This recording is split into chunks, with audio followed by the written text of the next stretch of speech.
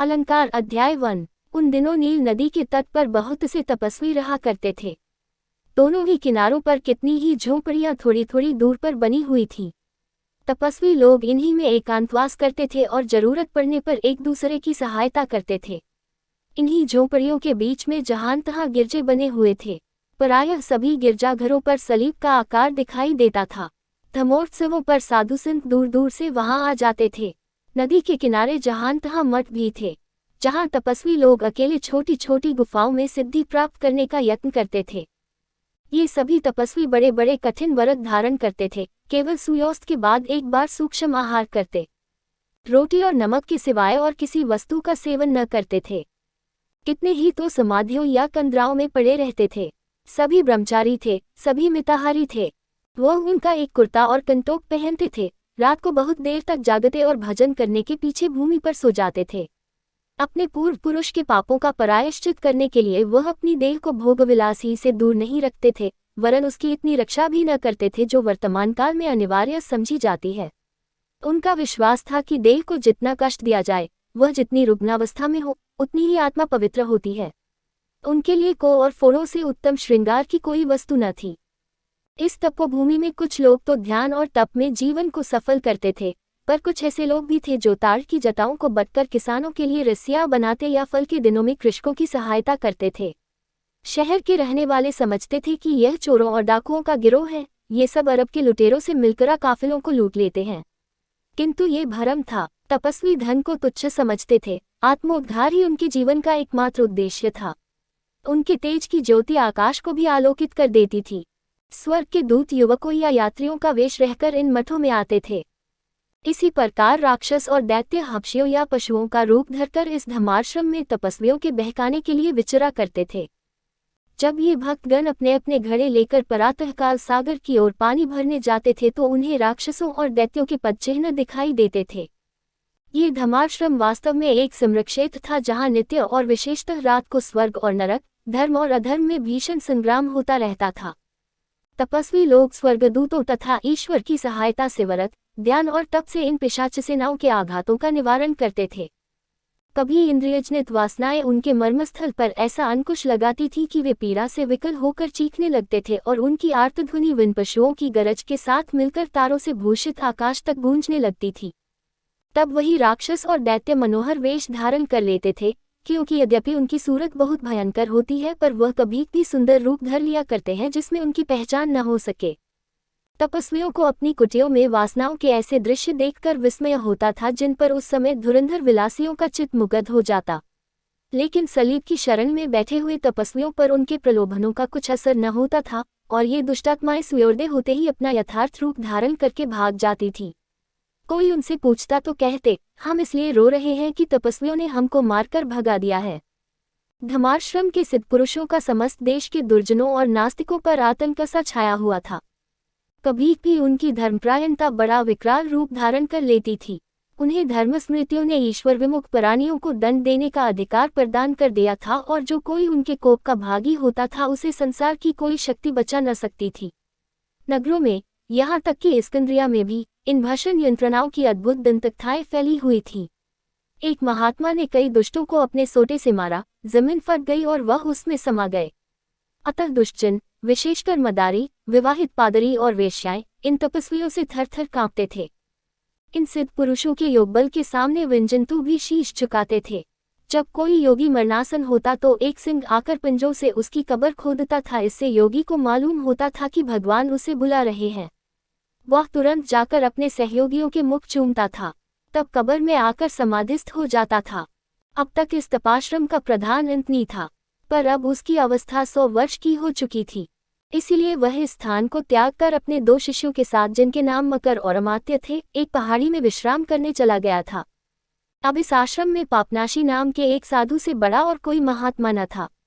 उसके सत्कर्मों की कीर्ति दूर दूर फैली हुई थी और कई तपस्वी थे जिनके अनुयायियों की संख्या अधिक थी और जो अपने आश्रमों के शासन में अधिक कुशल थे। लेकिन पापनाशी व्रत और तप में सबसे आगे बढ़ा हुआ था, यहाँ तक कि वह 3-3 दिन अनशन व्रत रखता था। रात को और प्रातःकाल अपने शरीर को बाणों से छेदता था और वह घंटों भूमि पर मस्तक नवाए पड़ा रहता था। उसके 24 शिष्यों ने अपनी अपनी कुटिया उसकी कुटी के आसपास बना ली थी और योग क्रियाओं में उसी के अनुगामी थे। इन धर्मपुत्रों में ऐसे ऐसे मनुष्य थे जिन्होंने वर्षों डकैतियां डाली थी, जिनके हाथ रक्त से रंगे हुए थे, पर महात्मा पापनाशी के उपदेशों के वशीभूत होकर अब वह धार्मिक जीवन व्यतीत करते थे और अपने पवित्र आचरणों से अपने सहवर्गियों को चकित कर देते थे। एक शिष्य, जो पहले हर्ष देश की रानी का बावर्ची था, नित्य रोता रहता था। एक और शिष्य फुल्दा नाम का था, जिसने पूरी बाइबल कंठस्थ कर ली थी और वाणी में भी निपुण था। लेकिन जो शिष्य आत्मशुद्धि में इन सबसे बढ़कर था, वह पॉल नाम का एक किसान युवक था।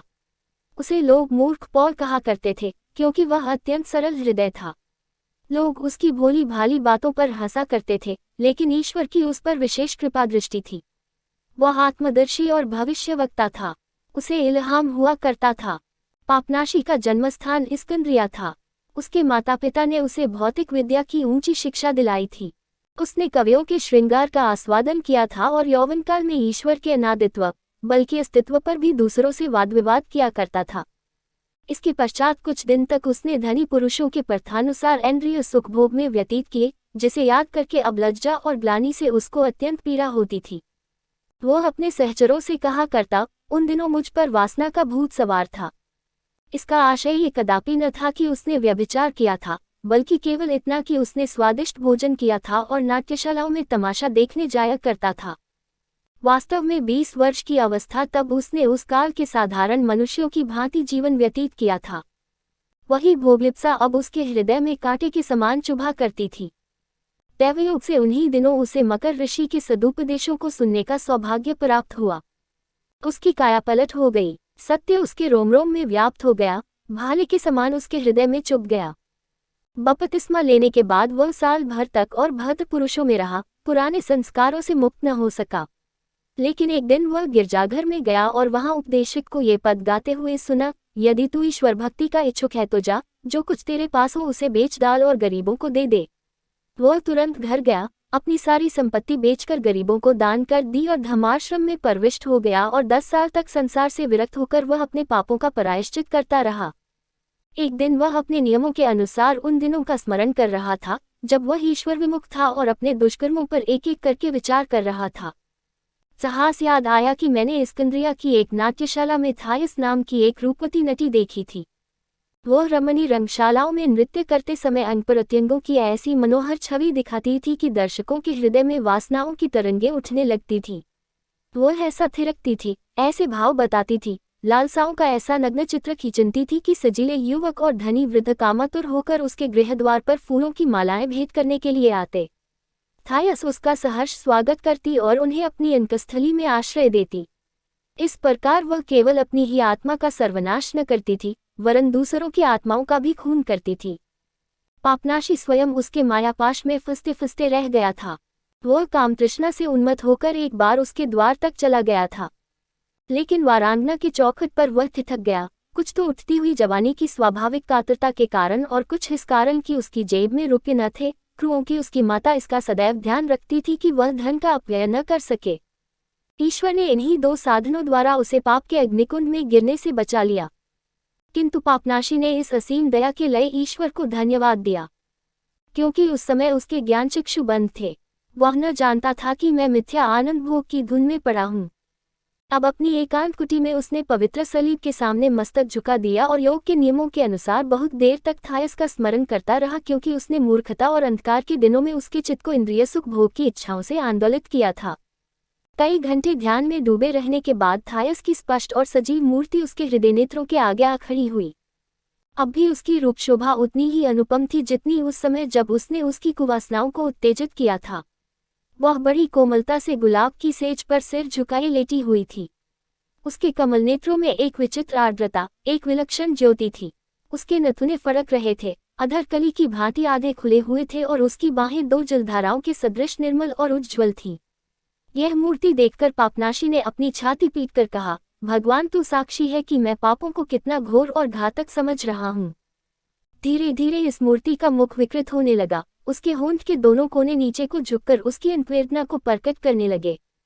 उसकी बड़ी बड़ी आंखें सजल हो गईं। उसका वृक्ष उच्छ्वासों से आंदोलित होने लगा, मानो तूफान के पूर्व हवा सनसना रही हो। ये कुतूहल देखकर पापनाशी को मर्मवेदना होने लगी। भूमि पर सिर नवाकर उसने यूं प्रार्थना की, करुणामय, तूने हमारे अंतःकरण को दया से परिपूरित कर दिया है, उसी भांति उसे प्रभात के समय खेत हिमकनों से परिपूरित होते हैं। मैं तुझे नमस्कार करता हूँ, तू धन्य है। मुझे शक्ति दे कि तेरे जीवों को तेरी दया की ज्योति समझाकर प्रेम करूं, क्योंकि संसार में सब कुछ अनित्य है, एक तू ही नित्य अमर है। यदि इस अभागिनी स्त्री के प्रति मुझे चिंता है तो इसका कारण है कि वह तेरी ही रचना है। स्वर्ग के दूत भी उस पर दया भाव रखते हैं। भगवान, क्या ये तेरी ही ज्योति का प्रकाश नहीं है? उसे इतनी शक्ति दे कि वह इस कुमारी को त्याग दे। तू दयासागर है, उसके पाप महाघोर घृणित है और उनके कल्पना मात्र ही से मुझे रोमांच हो जाता है। लेकिन वह जितनी पापिष्ठा है, उतना ही मेरा चित्त उसके लिए व्यथित हो रहा है। मैं यह विचार करके व्यग्र हो जाता हूँ कि नरक के दूत अंतकाल तक उसे जलाते रहेंगे। वह यही प्रार्थना कर रहा था कि उसने अपने पैरों के पास एक गीदड़ को पड़े हुए देखा। उसे बड़ा आश्चर्य हुआ, क्योंकि उसकी कुटी का द्वार बंद था। ऐसा जान पड़ता था कि वह पशु उसके मनोगत विचारों को भांप रहा है। वह कुत्ते की भांति पूंछ हिला रहा था। पापनाशी ने तुरंत सलीब का आकार बनाया और पशु लुप्त हो गया। उसे तब ज्ञात हुआ कि आज पहली बार राक्षस ने मेरी कुटी में प्रवेश किया। उसने चित्त शांति के लिए छोटी सी प्रार्थना की और फिर थायस का ध्यान करने लगा। उसने अपने मन में निश्चय किया, हरी इच्छा से मैं अवश्य उसका उद्धार करूंगा। तब उसने विश्राम किया। दूसरे दिन ऊषा के साथ उसकी निद्रा भी खुली। उसने तुरंत ईशवंदना की और पालम सनत से मिलने गया, जिनका आश्रम वहां से कुछ दूर था। उसने संत महात्मा को अपने स्वभाव के अनुसार प्रफुल्लचित से भूमि खोदते पाया। पालम बहुत वृद्ध थे। उन्होंने एक छोटी सी फुलवाड़ी लगा रखी थी। वनजंतु आकर उनके हाथों को चाटते थे और पिशाचादी कभी उन्हें कष्ट न देते थे। उन्होंने पापनाशी को देखकर नमस्कार किया। पापनाशी ने उत्तर देते हुए कहा, भगवान तुम्हें शांति दे। पालम, तुम्हें भी भगवान शांति दे। ये कहकर उन्होंने माथे का पसीना अपने कुर्ते की आस्तीन से पोंछा। पापनाशी बंधुवर, जहाँ भगवान की चचार होती है वहाँ भगवान अवश्य वर्तमान रहते हैं। हमारा धर्म है कि अपने संभाषणों में भी ईश्वर की स्तुति ही किया करें। मैं इस समय ईश्वर की कीर्ति प्रसारित करने के लिए एक प्रस्ताव लेकर आपकी सेवा में उपस्थिति हुआ हूँ। पालम, बंधु पापनाशी, भगवान तुम्हारे प्रस्ताव को मेरे काहू के बेलों की भांति सफल करे। वह नित्य प्रभात को मेरी वाटिका पर ओस बिंदुओं के साथ अपनी दया की वर्षा करता है और उसके प्रदान किए हुए खोरों और खरबूजों का आस्वादन करके मैं उसके असीम वात्सल्य की जय जयकार मानता हूँ। उससे यही याचना करनी चाहिए कि हमें अपनी शांति की छाया में रखे, क्योंकि मन को उद्विग्न करने वाले भीषण दुरावेगों से अधिक भयंकर और कोई वस्तु नहीं है। जब यह मनोवेग जागृत हो जाते हैं तो हमारी दशा मतवालों की सी हो जाती है। हमारे पैर लड़खड़ाने लगते हैं और ऐसा जान पड़ता है कि अब औंधे मुंह गिरे। कभी भी इन मनोवेगों के वशीभूत होकर हम घातक सुखभोग में मग्न हो जाते हैं। लेकिन कभी भी ऐसा भी होता है कि आत्मवेदना और इंद्रियों की अशांति हमें नैराश्य में डुबा देती है, जो सुखभोग से कहीं सर्वनाशक है। बंधुवर, मैं एक महान पापी प्राणी हूँ, लेकिन मुझे अपने दीर्घ जीवन काल में यह अनुभव हुआ है कि योगी के लिए इस मलिनता से बड़ा और कोई शत्रु नहीं है।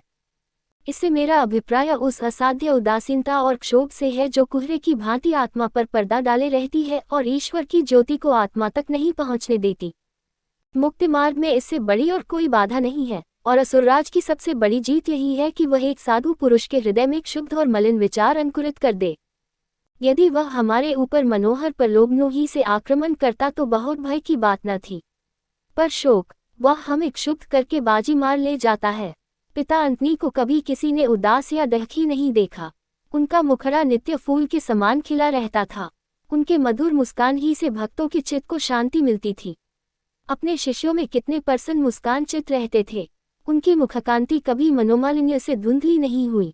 लेकिन हाँ, तुम किसी प्रस्ताव की चर्चा कर रहे थे। पापनाशी बंधु पालम, मेरे प्रस्ताव का उद्देश्य केवल ईश्वर के महात्म्य को उज्ज्वल करना है। मुझे अपने सत्परामर्श से अनुग्रहित कीजिए, क्योंकि आप सर्वज्ञ हैं और पाप की वायु ने कभी आपको स्पर्श नहीं किया। पालम बंधु पापनाशी, मैं इस योग्य भी नहीं हूँ कि तुम्हारे चरणों की रज भी माथे पर लगाऊं और मेरे पापों की गणना मरुस्थल के बालुकनों से भी अधिक है। लेकिन मैं वृद्ध हूँ और मुझे जो अनुभव है उससे तुम्हारी सहर्ष सेवा करूंगा। पापनाशी, तो फिर आपसे स्पष्ट कह देने में कोई संकोच नहीं है कि मैं स्कंद्रिया में रहने वाली थायस नाम की एक पवित्र स्त्री की अधोगति से बहुत दुखी हूँ। वह समस्त नगर के लिए कलंक है और अपने साथ कितनी ही आत्माओं का सर्वनाश कर रही है। पालम बंधु पापनाशी, यह ऐसी व्यवस्था है जिस पर हम जितने आंसू बहाएं कम है। भद्र श्रेणी में कितनी ही रमणियों का जीवन ऐसा ही पापमय है, लेकिन इस दुरवस्था के लिए तुमने कोई निवारण विधि सोची है? पापनाशी बंधु पालम, मैं इस्कंद्रिया जाऊंगा, इस वेश्या की तलाश करूंगा और ईश्वर की सहायता से उसका उद्धार करूंगा। यही मेरा संकल्प है। आप इसे उचित समझते हैं? पालम, प्रिय बंधु, मैं एक अधम प्राणी हूँ, किंतु हमारे पूज्य गुरु अंतनी का कथन था कि मनुष्य को अपना स्थान छोड़कर कहीं और जाने के लिए उतावली न करनी चाहिए। पापनाशी, पूज्य बंधु, क्या आपको मेरा प्रस्ताव पसंद नहीं है? पालम, प्रिय पापनाशी, ईश्वर न करे कि मैं अपने बंधु के विशुद्ध भावों पर शंका करूं, लेकिन हमारे श्रद्धेय गुरु अंतनी का ये भी कथन था कि जैसे मछलियां सूखी भूमि पर मर जाती हैं, वही दशा उन साधुओं की होती है जो अपनी कुटी छोड़कर संसार के प्राणियों से मिलते जुलते हैं। वहां भलाई की कोई आशा नहीं। ये कहकर संत पालम ने फिर कुदाल हाथ में ली और धरती गोड़ने लगे। वह फल से लदे हुए एक अंजीर के वृक्ष की जड़ों पर मिट्टी चा रहे थे। वह कुदाल चला ही रहे थे कि झाड़ियों में सनसनाहट हुई और एक हिरन बाग के बाड़े के ऊपर से कूदकर अंदर आ गया। वह सहमा हुआ था, उसकी कोमल टांगें कांप रही थीं। वह संत पालम के पास आया और अपना मस्तक उनकी छाती पर रख दिया। पालम ने कहा, ईश्वर को धन्य है जिसने इस सुंदर वनजंतु की सृष्टि की। इसके पश्चात पालम संत अपने झोंपड़े में चले गए। हिरन भी उनके पीछे पीछे चला। संत ने तब ज्वार की रोटी निकाली और हिरन को अपने हाथों से खिलाई। पापनाशी कुछ देर तक विचार में मग्न खड़ा रहा। उसकी आंखें अपने पैरों के पास पड़े हुए पत्थरों पर जमी हुई थीं। तब वह पालम संत की बातों पर विचार करता हुआ धीरे धीरे अपनी कुटी की ओर चला। उसके मन में इस समय भीषण संग्राम हो रहा था। उसने सोचा, संत पालम की सलाह अच्छी मालूम होती है। वह दूरदर्शी पुरुष है, उन्हें मेरे प्रस्ताव के औचित्य पर संदेह है, तथापि थाइस को घात पिशाचों के हाथों में छोड़ देना घोर निर्दयता होगी। ईश्वर मुझे प्रकाश और बुद्धि दे। चलते चलते उसने एक तीतर को जाल में फंसे हुए देखा जो किसी शिकारी ने बिछा रखा था। ये तीतरी मालूम होती थी, क्योंकि उसने एक क्षण में नर को जाल के पास उड़कर और जाल के फंदे को चोंच से काटते देखा, यहाँ तक कि जाल में तीतरी के निकलने भर का छिद्र हो गया। योगी ने घटना को विचारपूर्ण नेत्रों से देखा और अपनी ज्ञान शक्ति से सहज में इसका आध्यात्मिक आशय समझ लिया। तीतरी के रूप में थॉमस थी, जो पापजाल में फंसी हुई थी, और जैसे तीतर ने रस्सी का जाल काटकर उसे मुक्त कर दिया था, वह भी अपने उपबल और सदुपदेश से उन अदृश्य बंधनों को काट सकता था जिनमें थॉमस फंसी हुई थी। उसे निश्चय हो गया कि ईश्वर ने इस रीति से मुझे परामर्श दिया है। उसने ईश्वर को धन्यवाद दिया। उसका पूर्व संकल्प दृढ़ हो गया, लेकिन फिर जो देखा, नर की टांग उसी जाल में फंसी हुई थी जिसे काटकर उसने मादा को निवृत्त किया था, तो वह फिर भरम में पड़ गया। वह सारी रात करवटें बदलता रहा। उषाकाल के समय उसने एक स्वप्न देखा। थाइस की मूर्ति फिर उसके सम्मुख उपस्थित हुई। उसके मुखचंद्र पर कलुषित विलास की आभा न थी, न वह अपने स्वभाव के अनुसार रत्नजटिल वस्त्र पहने हुए थी। उसका शरीर एक लंबी चौड़ी चादर से का हुआ था, जिससे उसका मुंह भी छिप गया था। केवल 2 आंखें दिखाई दे रही थी, जिनमें से गाढ़े आंसू बह रहे थे। ये स्वप्न दृष्टि देखकर पापनाशी शोक से विह्वल हो रोने लगा और यह विश्वास करके कि यह दैवीय आदेश है, उसका विकल्प शांत हो गया। वह तुरंत उठ बैठा, जरीब हाथ में ली जो ईसाई धर्म का एक चिन्ह था। कुटी के बाहर निकला, सावधानी से द्वार बंद किया, जिसमें वनजंतु और पक्षी अंदर जाकर ईश्वर ग्रंथ को गंदा न कर दे जो उसके सिरहाने रखा हुआ था। तब उसने अपने प्रधान शिष्य फलदा को बुलाया और उसे शेष 23 शिष्यों के निरीक्षण में छोड़कर केवल एक लाला चोगा पहने हुए नील नदी की ओर प्रस्थान किया। उसका विचार था कि लाइबिया होता हुआ मकदुनिया नरेश सिकंदर के बसाए हुए नगर में पहुंच जाऊं। वह भूख, प्यास और थकन की कुछ परवाह न करते हुए प्रातःकाल से सूर्यास्त तक चलता रहा। जब वह नदी के समीप पहुंचा तो सूर्य क्षितिज की गोद में आश्रय ले चुका था और नदी का रक्तजल कंचन और अग्नि के पहाड़ों के बीच में लहरें मार रहा था। वह नदी के तटवर्ती मार्ग से होता हुआ चला। जब भूख लगती किसी झोंपड़ी के द्वार पर खड़ा होकर ईश्वर के नाम पर कुछ मांग लेता। तिरस्कारों, उपेक्षाओं और कटुवचनों को प्रसन्नता से शिरोधार्य करता था। साधु को किसी से अमर्ष नहीं होता। उसे न डाकुओं का भय था, न वन के जंतुओं का, लेकिन जब किसी गांव या नगर के समीप पहुंचता तो कतराकर निकल जाता। वह डरता था कि कहीं बालवृंद उसे आंख मिचौली खेलते हुए न मिल जाए अथवा किसी कुएं पर पानी भरने वाली रमणियों से सामना न हो जाए जो घड़ों को उतारकर उसे हास परिहास कर बैठें। योगी के लिए ये सभी शंका की बातें हैं। न जाने कब भूत पिशाच उसके कार्य में विघ्न डाल दें। उसे धर्मग्रंथों में ये पकड़ भी शंका होती है कि भगवान नगरों की यात्रा करते थे और अपने शिष्यों के साथ भोजन करते थे।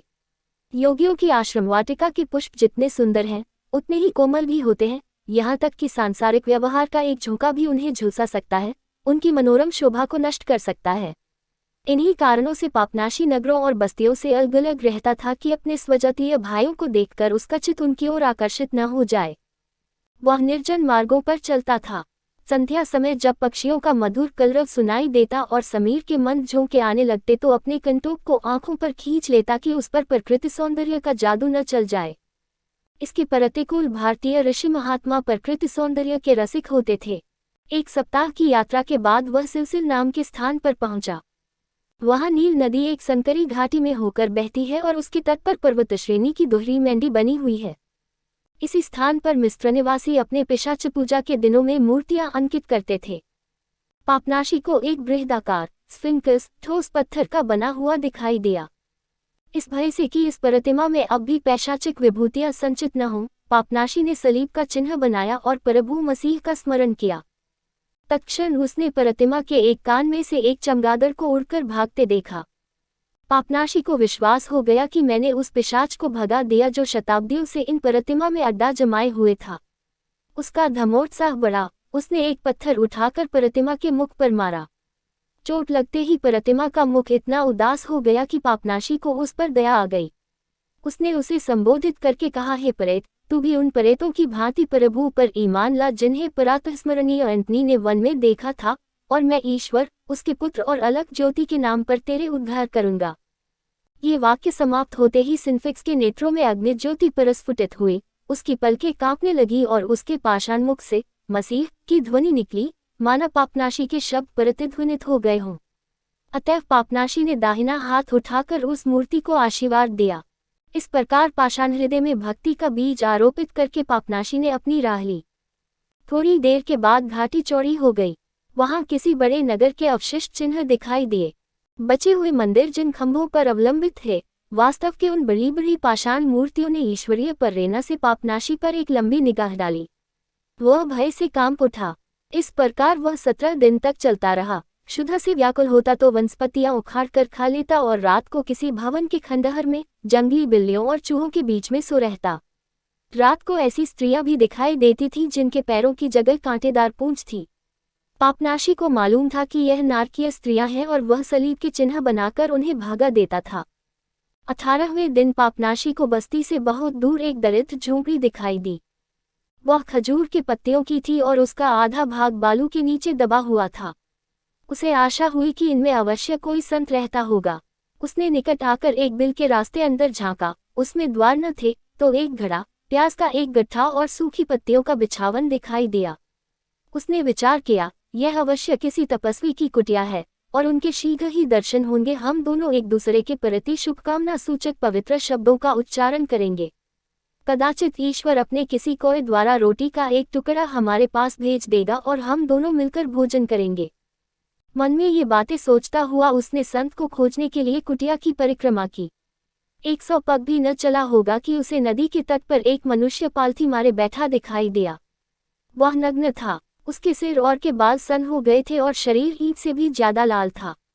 पापनाशी ने साधुओं के प्रचलित शब्दों में उसका अभिवादन किया, बंधु, भगवान तुम्हें शांति दे, तुम एक दिन स्वर्ग के आनंद लाभ करो। पर उस वृद्ध पुरुष ने इसका कुछ उत्तर न दिया, अचल बैठा रहा। उसने मानो कुछ सुना ही नहीं। पापनाशी ने समझा कि वह ध्यान में मग्न है। वह हाथ बांधकर उबड़ू बैठ गया और सूर्योस्त तक ईश प्रार्थना करता रहा। जब अब भी वह वृद्ध पुरुष मूर्तिवत बैठा रहा तो उसने कहा, पूज्य पिता, अगर आपकी समाधि टूट गई है तो मुझे प्रभु मसीह के नाम पर आशीर्वाद दीजिए। वृद्ध पुरुष ने उसकी ओर बिना ताके ही उत्तर दिया, पथिक, मैं तुम्हारी बात नहीं समझा और न प्रभु मसीह को ही जानता हूँ। पापनाशी ने विस्मित होकर कहा, अरे जिसके प्रति ऋषियों ने भविष्यवाणी की, जिसके नाम पर लाखों आत्माएं बलिदान हो गईं, जिसकी सीजन ने भी पूजा की और जिसका जयघोष सिलसिले की प्रतिमा ने अभी किया है, क्या उस प्रभु मसीह के नाम से भी तुम परिचित नहीं हो? क्या ये संभव है? वृद्धा: हाँ मित्रवर, ये संभव है, और यदि संसार में कोई वस्तु निश्चित होती तो निश्चित भी होता। पापनाशी उस पुरुष की अज्ञानावस्था पर बहुत विस्मित और दुखी हुआ। बोला, यदि तुम प्रभु मसीह को नहीं जानते तो तुम्हारा धर्म कर्म सब व्यर्थ है, तुम कभी अनंत पद नहीं प्राप्त कर सकते। बोध कर्म करना या कर्म से हटना दोनों ही व्यर्थ हैं। हमारे जीवन और मरण में कोई भेद नहीं। पापनाशी: क्या तुम अनंत जीवन के आकांक्षी नहीं हो? लेकिन तुम तो तपस्वियों की भांति वन्यकुटी में रहते हो। हाँ, ऐसा जान पड़ता है। क्या मैं तुम्हें नग्न और विरत नहीं देखता? हाँ, ऐसा जान पड़ता है। क्या तुम कंदमूल नहीं खाते और इच्छाओं का दमन नहीं करते? हाँ, ऐसा जान पड़ता है। क्या तुमने संसार के मायामोह को नहीं त्याग दिया है? हाँ, ऐसा जान पड़ता है। मैंने उन मिथ्या वस्तुओं को त्याग दिया है जिन पर संसार के प्राणी जान देते हैं। तुम मेरी भांति एकांत सेवी, त्यागी और शुद्धाचरण हो, किंतु मेरी भांति ईश्वर की भक्ति और अनंत सुख की अभिलाषा से ये व्रत नहीं धारण किया है। अगर तुम्हें प्रभु मसीह पर विश्वास नहीं है तो तुम क्यों सात्विक बने हुए हो? अगर तुम्हें स्वर्ग के अनंत सुख की अभिलाषा नहीं है तो संसार के पदार्थों को क्यों नहीं भोगते? बुद्ध पुरुष ने गंभीर भाव से जवाब दिया, मित्र, मैंने संसार की उत्तम वस्तुओं का त्याग नहीं किया है और मुझे इसका गर्व है कि मैंने जो जीवन पथ ग्रहण किया है वह सामान्यतः संतोषजनक है। यद्यपि यथार्थ तो ये है कि संसार की उत्तम या निकृष्ट, भली या बुरे जीवन का भेद ही मिथ्या है। कोई वस्तु स्वतः भली या बुरी, सत्य या असत्य, हानिकर या लाभकर, सुखमय या दुखमय नहीं होती। हमारा विचार ही वस्तुओं को इन गुणों में आभूषित करता है, उसी भांति जैसे नमक भोजन को स्वाद प्रदान करता है। पापनाशी ने अपवाद किया, तो तुम्हारे मतानुसार संसार में कोई वस्तु स्थायी नहीं है। तुम उस थके हुए कुत्ते की भांति हो जो कीचड़ में पड़ा सो रहा है, अज्ञान के अंधकार में अपना जीवन नष्ट कर रहे हो। तुम प्रतिमावादियों से भी गए गुजरे हो। मित्र, कुत्तों और ऋषियों का अपमान करना समान ही व्यर्थ है। कुत्ते क्या हैं, हम यह नहीं जानते। हमको किसी वस्तु का लेश मात्र भी ज्ञान नहीं। तो क्या तुम भ्रांतिवादियों में हो? क्या तुम उस निबुद्धि, कर्महीन संप्रदाय में हो जो सूर्य के प्रकाश में और रात्रि के अंधकार में कोई भेद नहीं कर सकते? हाँ मित्र, मैं वास्तव में भ्रमवादी हूँ। मुझे इस संप्रदाय में शांति मिलती है, चाहे तुम्हें हास्यास्पद जान पड़ता हो, क्योंकि एक ही वस्तु भिन्न भिन्न अवस्थाओं में भिन्न भिन्न रूप धारण कर लेती है। इस विशाल मीनारों ही को देखो। प्रभात के पति प्रकाश में ये केशर के कंगूरों से देख पड़ते हैं। संध्या समय सूर्य की ज्योति दूसरी ओर पड़ती है और काले काले त्रिभुजों के सदृश दिखाई देते हैं।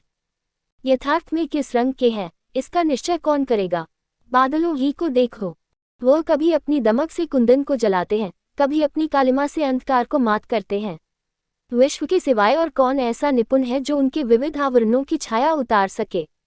कौन कह सकता है कि वास्तव में इस मेघसमूह का क्या रंग है?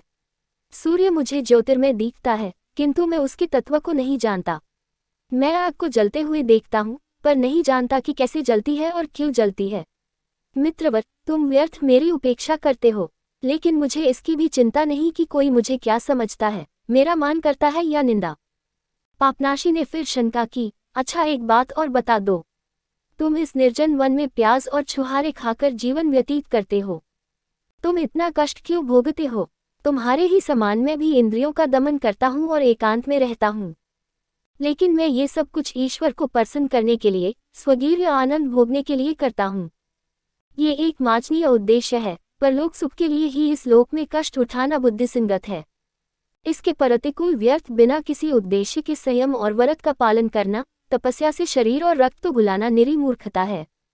अगर मुझे विश्वास न होता है अनादि ज्योति, इस दुर्वचन के लिए क्षमा कर। अगर मुझे उस सत्य पर विश्वास है जिसका ईश्वर ने ऋषियों द्वारा उपदेश किया है, जिसका उसके परमप्रिय पुत्र ने स्वयं आचरण किया है, जिसकी धर्म सभाओं ने और आत्मसमर्पण करने वाले महान पुरुषों ने साक्षी दी है, अगर मुझे पूर्ण विश्वास न होता कि आत्मा की मुक्ति के लिए शारीरिक संयम और निग्रह परमावश्यक है, यदि मैं भी तुम्हारी ही तरह अज्ञेय विषयों से अनभिज्ञ होता, तो मैं तुरंत सांसारिक मनुष्यों में आकर मिल जाता, धनोपार्जन करता, संसार के सुखी पुरुषों की भांति सुखभोग करता और विलास देवी के पुजारियों से कहता, आओ मेरे मित्रों, मद के प्याले भर भर पिलाओ, फूलों की सेज बिछाओ, इत्र और फुलेल की नदियां बहा दो।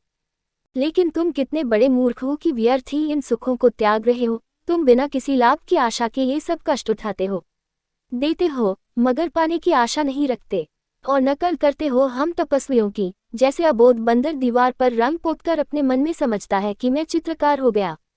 इसका तुम्हारे पास क्या जवाब है? वृद्ध ने सहिष्णुता से उत्तर दिया, मित्र, कीचड़ में सोने वाले कुत्ते और अबोध बंदर का जवाब ही क्या। पापनाशी का उद्देश्य केवल इस वृद्ध पुरुष को ईश्वर का भक्त बनाना था। उसकी शांतिवृत्ति पर वह लज्जित हो गया। उसका क्रोध उड़ गया। बड़ी नम्रता से क्षमा प्रार्थना की, मित्रवर, अगर मेरा धर्मोत्साह औचित्य की सीमा से बाहर हो गया है तो मुझे क्षमा करो। ईश्वर साक्षी है कि मुझे तुमसे नहीं, केवल तुम्हारी भ्रांति से घृणा है। तुमको इस अंधकार में देखकर मुझे हार्दिक वेदना होती है और तुम्हारे उद्धार की चिंता मेरे रोम रोम में व्याप्त हो रही है। तुम मेरे प्रश्नों का उत्तर दो, मैं तुम्हारी उक्तियों का खंडन करने के लिए उत्सुक हूँ। वृद्ध पुरुष ने शांतिपूर्वक कहा, मेरे लिए बोलना या चुप रहना एक ही बात है।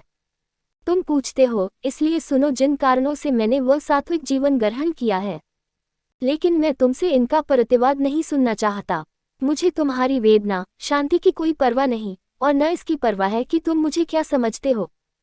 मुझे न प्रेम है न घृणा।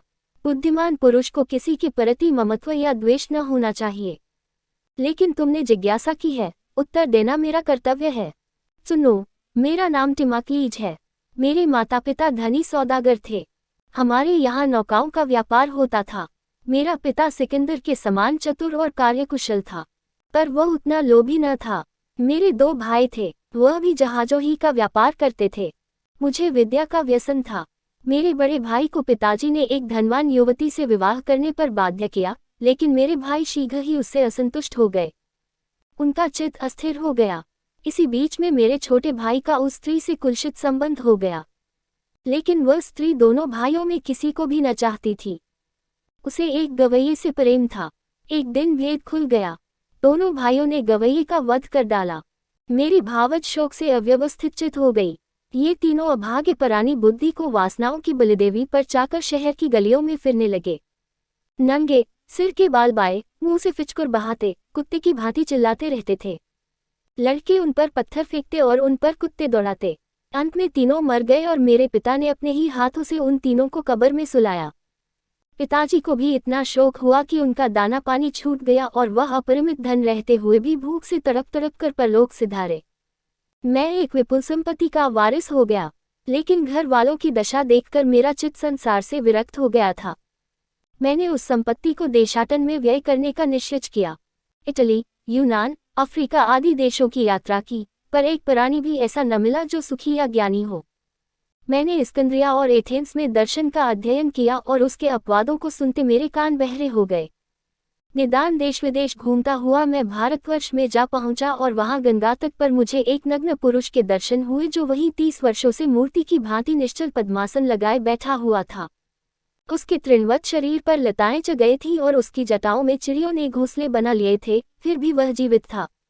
उसे देखकर मुझे अपने दोनों भाइयों की, भावज की, गवैये की, पिता की याद आई और तब मुझे ज्ञात हुआ कि यही एक ज्ञानी पुरुष है। मेरे मन में विचार उठा कि मनुष्यों के दुख के 3 कारण होते हैं। या तो वह वस्तु नहीं मिलती जिसकी उन्हें अभिलाषा होती है, अथवा उसे पाकर उन्हें उसके हाथ से निकल जाने का भय होता है, अथवा जिस चीज को वह बुरा समझते हैं उसका उन्हें सहन करना पड़ता है। इन विचारों को चित्त से निकाल दो और सारे दुख आप ही आप शांत हो जाएंगे। संसार के श्रेष्ठ पदार्थों का परित्याग कर दूंगा और उसी भारतीय योगी की भांति मौन और निश्चल रहूंगा। पापनाशी ने इस कथन को ध्यान से सुना और तब बोला, टिमो, मैं स्वीकार करता हूं कि तुम्हारा कथन बिल्कुल अर्थशून्य नहीं है। संसार की धन संपत्ति को तुच्छ समझना बुद्धिमानों का काम है, लेकिन अपने अनंत सुख की उपेक्षा करना परले सिरे की नादानी है। इससे ईश्वर के क्रोध की आशंका है। मुझे तुम्हारे अज्ञान पर बड़ा डैक है और मैं सत्य का उपदेश करूंगा जिसमें तुमको उसके अस्तित्व का विश्वास हो जाए और तुम आज्ञाकारी बालक के समान उसकी आज्ञा पालन करो। टिमाक्लीज ने बात काटकर कहा, नहीं, मेरे सिर अपने धर्म सिद्धांतों का बोझ मत ला दो। इस भूल में न पड़ो कि तुम मुझे अपने विचारों के अनुकूल बना सकोगे। ये तर्क वितर्क सब मिथ्या है। कोई मत न रखना ही मेरा मत है। किसी संप्रदाय में न होना ही मेरा संप्रदाय है। मुझे कोई दुख नहीं, इसलिए कि मुझे किसी वस्तु की ममता नहीं। अपनी राह जाओ और मुझे इस उदासीनावस्था से निकालने की चेष्टा न करो। मैंने बहुत कष्ट झेले हैं और ये दशा ठंडे जल से स्नान करने की भांति सुखकर प्रतीत हो रही है। पापनाशी को मानव चरित्र का पूरा ज्ञान था। वह समझ गया कि इस मनुष्य पर ईश्वर की कृपा दृष्टि नहीं हुई है और उसकी आत्मा के उद्धार का समय अभी दूर है। उसने टिमाक्लीज का खंडन न किया कि कहीं उसकी उद्धार शक्ति घातक न बन जाए, क्योंकि विधर्मियों से शास्त्रार्थ करने में कभी भी ऐसा हो जाता है कि उनके उद्धार के साधन उनके अपकार के यंत्र बन जाते हैं।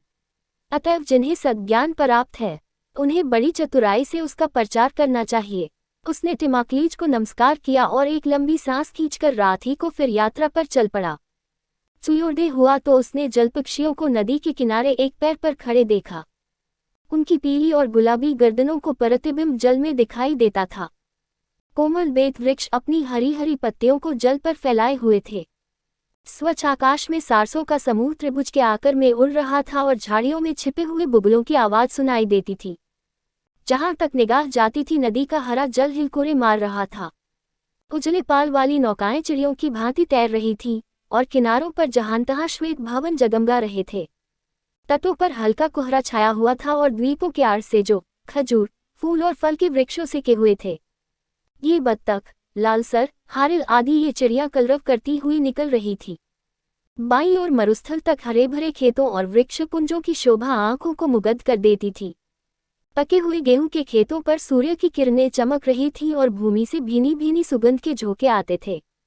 ये प्रकृति शोभा देखकर पापनाशी ने घुटनों पर गिरकर ईश्वर की वंदना की। भगवान, मेरी यात्रा समाप्त हुई। तुझे धन्यवाद देता हूँ दयानिधि, जिस प्रकार तूने इन अंजीर के पौधों पर ओस की बूंदों की वर्षा की है, उसी प्रकार थायस पर, जिसे तूने अपने प्रेम से रचा है, अपनी दया की दृष्टि कर। मेरी हार्दिक इच्छा है कि वह तेरी प्रेममयी रक्षा के अधीन एक नवविकसित पुष्प की भांति स्वर्गतुल्य जेरूशलेम में अपने यश और कीर्ति का प्रसार करे। और तदुपरांत उसे जब कोई वृक्ष फूलों से सुशोभित अथवा कोई चमकीले परों वाला पक्षी दिखाई देता तो उसे थायस की याद आती। कई दिन तक नदी के बाएं किनारे पर एक उर्वर और आबाद प्रांत में चलने के बाद वह इस्कंद्रिया नगर में पहुंचा, जिसे यूनानियों ने रमणीक और स्वर्णमयी की उपाधि दे रखी थी। सूर्योदय की एक घड़ी बीत चुकी थी जब उसे एक पहाड़ी के शिखर पर वह विस्तृत नगर नजर आया, जिसकी छतें कंचनमयी प्रकाश में चमक रही थी। वह ठहर गया और मन में विचार करने लगा, यही वह मनोरम भूमि है जहां मैंने मृत्युलोक में पदार्पण किया, यही मेरे पापमय जीवन की उत्पत्ति हुई, यही मैंने विषाक्त वायु का आलिंगन किया, इसी विनाशकारी रक्तसागर में मैंने जलविहार किए। वह मेरा पालना है जिसके घातक गोद में मैंने काम की मधुर लोरियां सुनी। साधारण बोलचाल में कितना प्रतिभाशाली स्थान है, कितना गौरव से भरा हुआ। इस्कंद्रिया, मेरी विशाल जन्मभूमि, तेरे बालक तेरा पुत्रवत सम्मान करते हैं, ये स्वाभाविक है। लेकिन योगी प्रकृति को अवहेलनीय समझता है, साधु बहिरूप को तुच्छ समझता है, प्रभु मसीह का दास जन्मभूमि को विदेश समझता है और तपस्वी इस पृथ्वी का प्राणी ही नहीं। मैंने अपने हृदय को तेरी ओर से फेर लिया है। मैं तुमसे घृणा करता हूँ। मैं तेरी संपत्ति को, तेरी विद्या को, तेरे शास्त्रों को, तेरे सुखविलास को और तेरी शोभा को घृणित समझता हूँ। तू पिशाचों का क्रीड़ास्थल है, तुझे धिक्कार है। अतसेवियों की अपवित्र शैया नास्तिकता का वितंडा क्षेत्र, तुझे धिक्कार है। और जिब्रील, तू अपने पैरों से उस अशुद्ध वायु को शुद्ध कर दे जिसमें मैं सांस लेने वाला हूँ, जिसमें यहाँ के विषैले कीटाणु मेरी आत्मा को भ्रष्ट न कर दे। इस तरह अपने विचारोद्गारों को शांत करके पापनाशी शहर में प्रविष्ट हुआ। ये द्वार पत्थर का एक विशाल मंडप था। उसके मेहराब की छांव में कई दरिद्र भिक्षुक बैठे हुए पथिकों के सामने हाथ फैला फैला कर खैरात मांग रहे थे। एक वृद्धा स्त्री ने जो वहां घुटनों के बल बैठी थी, पापनाशी की चादर पकड़ ली और उसे चूमकर बोली, ईश्वर के पुत्र, मुझे आशीर्वाद दो कि परमात्मा मुझसे संतुष्ट हो। मैंने परलौकिक सुख के निमित्त इस जीवन में अनेक कष्ट झेले। तुम देव पुरुष हो, ईश्वर ने तुम्हें दैहिकी प्राणियों के कल्याण के लिए भेजा है, अतएव तुम्हारी चरणरज कंचन से भी बहुमूल्य है। पापनाशी ने वृद्ध को हाथों से स्पर्श करके आशीर्वाद दिया, लेकिन वह मुश्किल से 20 कदम चला होगा कि लड़कों के एक बोल ने उसको मुंह जना और उस पर पत्थर फेंकना शुरू किया और तालियां बजाकर कहने लगे, जरा अपनी विशाल मूर्ति देखिए। आप लंगूर से भी काले हैं और आपकी दाई बकरे की दी से लंबी है। बिल्कुल भूतना मालूम होता है। इसे किसी बाग में मारकर लटका दो कि चिड़िया हवा समझकर उड़ें। लेकिन नहीं, बाग में गया तो सेंध में सब फूल नष्ट हो जाएंगे। उसकी सूरत ही मनहूस है। इसका मांस कौओं को खिला दो। ये कहकर उन्होंने पत्थर की एक बात छोड़ दी। लेकिन पापनाशी ने केवल इतना कहा, ईश्वर, तू इस अबोध बालकों को सुबुद्धि दे, वह नहीं जानते कि वे क्या करते हैं। वह आगे चला तो सोचने लगा, उस वृद्धा स्त्री ने मेरा कितना सम्मान किया और इन लड़कों ने कितना अपमान किया। इस भांति एक ही वस्तु को भरम में पड़े हुए प्राणी भिन्न भिन्न भावों से देखते हैं। ये स्वीकार करना पड़ेगा कि टिमाक्लीज मिथ्यावादी होते हुए भी बिल्कुल निबुद्धि न था।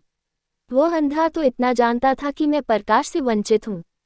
उसका वचन इन दुराग्रहियों से कहीं उत्तम था जो घने अंधकार में बैठे पुकारते हैं, वह सूर्य है। वह नहीं जानते कि संसार में सब कुछ माया, मृग तृष्णा, उड़ता हुआ बालू है। केवल ईश्वर ही स्थायी है। वह नगर में बड़े वेग से पांव उठाता हुआ चला। 10 वर्ष के बाद देखने पर भी उसे वहां का एक एक पत्थर परिचित मालूम होता था और प्रत्येक पत्थर उसके मन में किसी दुष्कर्म की याद दिलाता था। इसलिए उसने सड़कों से जड़े हुए पत्थरों पर अपने पैरों को पटकना शुरू किया और जब पैरों से रक्त बहने लगा तो उसे आनंद सा हुआ। सड़क के दोनों किनारों पर बड़े बड़े महल बने हुए थे जो सुगंध की लपटों से अलसित जान पड़ते थे। देवदार, छुहारे आदि के वृक्ष सिर उठाए हुए इन भवनों को मानो बालकों की भांति गोद में खिला रहे थे। अधखुले द्वारों में से पीतल की मूर्तियां संगमरमर के गमलों में रखी हुई दिखाई दे रही थीं और स्वच्छ जल के हौज कुंजों की छाया में लहरें मार रहे थे। पूर्ण शांति छाई थी। शोरगुल का नाम न था। हाँ, कभी भी द्वार से आने वाली वीणा की ध्वनि कान में आ जाती थी। पापनाशी एक भवन के द्वार पर रुका जिसकी सायबान के स्तंभ युवतियों की भांति सुंदर थे। दीवारों पर यूनान के सर्वश्रेष्ठ ऋषियों की प्रतिमाएं शोभा दे रही थीं। पापनाशी ने अफलातून, सुक्रातरस्तु, एपिक्यूरस और जिनों की प्रतिमाएं पहचानी और मन में कहा, इन मिथ्या भ्रम में पड़ने वाले मनुष्यों को कीर्तियों को मूर्तिमान करना मूर्खता है। अब उनके मियाँ विचारों की कलई खुल गई।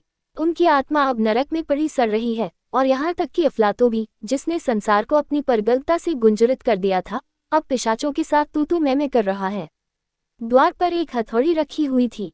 पापनाशी ने द्वार खटखटाया। एक गुलाम ने तुरंत द्वार खोल दिया और एक साधु को द्वार पर खड़े देखकर कर्कश स्वर में बोला, दूर हो यहाँ से, दूसरा द्वार देख, नहीं तो मैं डंडे से खबर लूंगा। पापनाशी ने सरल भाव से कहा, मैं कुछ भिक्षा मांगने नहीं आया हूँ। मेरी केवल यही इच्छा है कि मुझे अपने स्वामी निसियास के पास ले चलो। गुलाम ने और भी बिगड़कर जवाब दिया, मेरा स्वामी तुम जैसे कुत्तों से मुलाकात नहीं करता। पापनाशी, पुत्र, जो मैं कहता हूँ वह करो। अपने स्वामी से इतना ही कह दो कि मैं उससे मिलना चाहता हूँ। दरबार ने क्रोध के आवेश में आकर कहा, चला जा यहाँ से, भिखमंगा कहीं का। और अपनी छड़ी उठाकर उसने पापनाशी के मुंह पर जोर से लगाई। लेकिन योगी ने छाती पर हाथ बांधे, बिना जरा भी उत्तेजित हुए, शांत भाव से यह चोट सह ली और तब विनयपूर्वक फिर वही बात कही, पुत्र, मेरी याचना स्वीकार करो। दरबार ने चकित होकर मन में कहा, ये तो विचित्र आदमी है जो मार से भी नहीं डरता, और तुरंत अपने स्वामी से पापनाशी का संदेशा कह सुनाया। निसियास अभी स्नानागार से निकला था। 2 युवतियां उसकी देह पर तेल की मालिश कर रही थीं। वह रूपवान पुरुष था, बहुत ही प्रसन्नचित। उसके मुख पर कोमल व्यंग की आभा थी। योगी को देखते ही वह उठ खड़ा हुआ और हाथ फैलाए हुए उसकी ओर बढ़ा, आओ मेरे मित्र, मेरे बंधु, मेरे सहपाठी, आओ। मैं तुम्हें पहचान गया, यद्यपि तुम्हारी सूरत इस समय आदमियों की सी नहीं, पशुओं की सी है। आओ, मेरे गले से लग जाओ। तुम्हें वह दिन याद है जब हम व्याकरण, अलंकार और दर्शन शास्त्र पते थे। तुम उस समय भी तीव्र और उद्दंड प्रकृति के मनुष्य थे, पर पूर्ण सत्यवादी। तुम्हारी तृप्ति एक चुटकी भर नमक में हो जाती थी, पर तुम्हारी दानशीलता का वारापार न था। तुम अपने जीवन की भांति अपने धन की भी कुछ परवाह न करते थे। तुम में उस समय भी थोड़ी सी झक थी जो बुद्धि की कुशलता का लक्षण है। तुम्हारे चरित्र की विचित्रता मुझे बहुत भली मालूम होती थी। आज तुमने उस वर्षों के बाद दर्शन दिए हैं। हृदय से मैं तुम्हारा स्वागत करता हूँ। तुमने वन्य जीवन को त्याग दिया और ईसाइयों की दुर्मति को तिलांजलि देकर फिर अपने सनातन धर्म पर आरूढ़ हो गए, इसके लिए तुम्हें बधाई देता हूँ।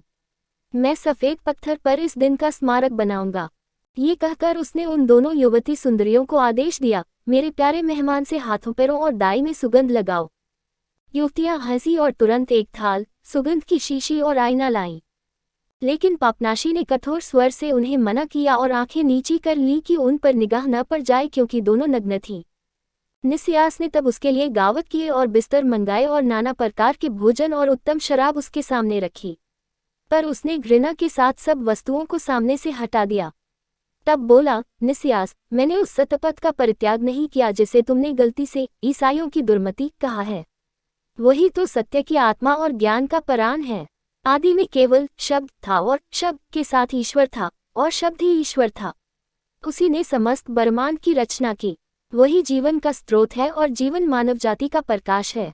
निसियास ने उत्तर दिया, प्रिय पापनाशी, क्या तुम्हें आशा है कि मैं अर्थहीन शब्दों के झनकार से चकित हो जाऊंगा? क्या तुम भूल गए कि मैं स्वयं छोटा मोटा दार्शनिक हूँ? क्या तुम समझते हो कि मेरी शांति उन चित्रों से हो जाएगी जो कुछ निबुद्धि मनुष्यों ने इमलियस के वस्त्रों से फाड़ लिया है, जब इसलियस, फलातों और अन्य तत्वज्ञानियों से मेरी शांति न हुई?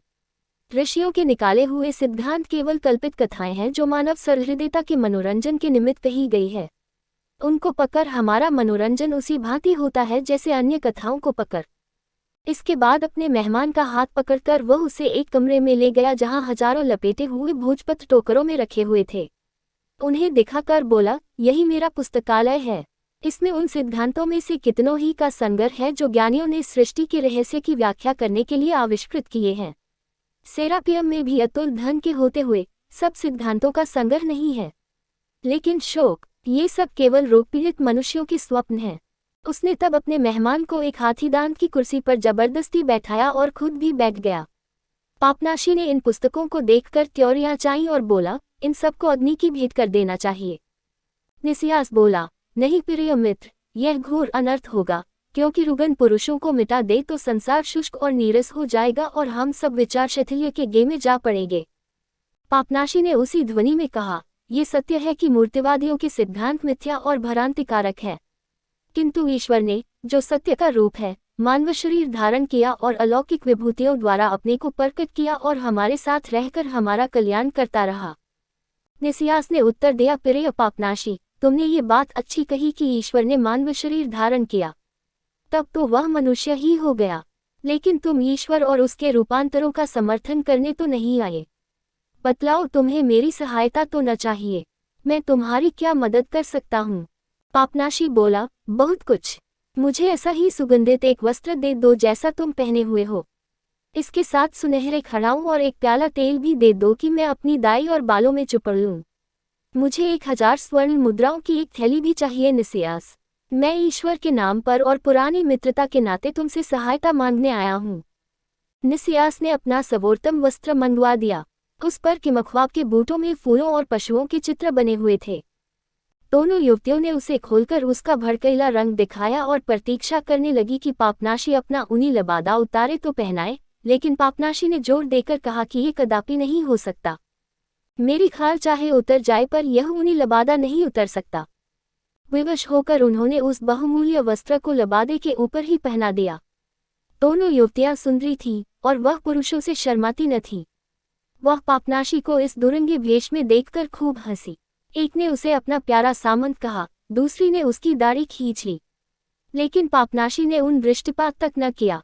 सुनहरी खड़ाऊं पैरों में पहनकर और थैली कमरे में बांधकर उसने निसियास से कहा, जो विनोद भाव से उसकी ओर देख रहा था, निसियास, इन वस्तुओं के विषय में कुछ संदेह मत करना, क्योंकि मैं इनका सदुपयोग करूंगा।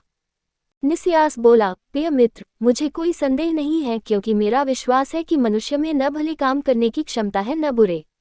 भलाई व बुराई का आधार केवल प्रथा पर है। मैं उन सब कुत्सित व्यवहारों का पालन करता हूँ जो इस नगर में प्रचलित हैं। इसलिए मेरी गणना सज्जन पुरुषों में है।